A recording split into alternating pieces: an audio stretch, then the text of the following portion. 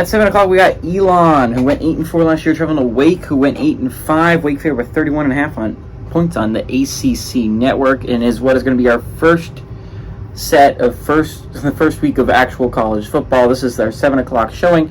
We have 4 games going on during this time. I'm going to be honest, Elon, Wake Forest, probably the second most interesting of the group if you want to see Wake actually do some good things.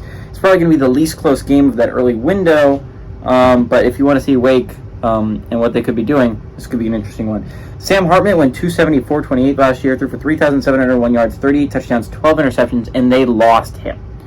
They lost that level of production, and they're going to be rocking with a brand new quarterback. This is still Wake Forest. Remember, this is a team that's in the contention every single year. It's going to be interesting to see them not competing with teams like Clemson and like that. They probably will, but it's just interesting to see. Justice Ellison on the ground had 170 carries for 707 yards and 6 touchdowns.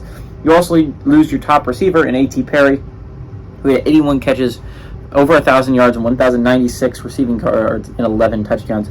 This was a very good production that you're going to lose with the Hartman and the Perry connection. You lose both of them. That's a rough one if you're a Wake Forest fan. It's going to be the first look you really get at your brand new starting quarterback.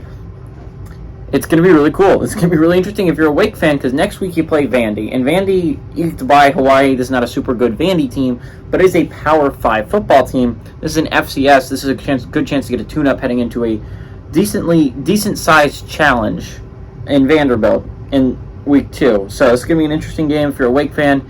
It's going to be interesting. And you got to see what your brand new quarterback looks like. You lose Sam Hartman, you lose A.T. Perry. It's a lot of production on that offensive side of the ball. We're going to see how they try and get more production. Give me Wake Forest to win and cover here. I think they are a much better team than Elon, even though Elon isn't the worst football team in the world. FCS wise, I like Wake to win here, and I like Wake to win by a lot.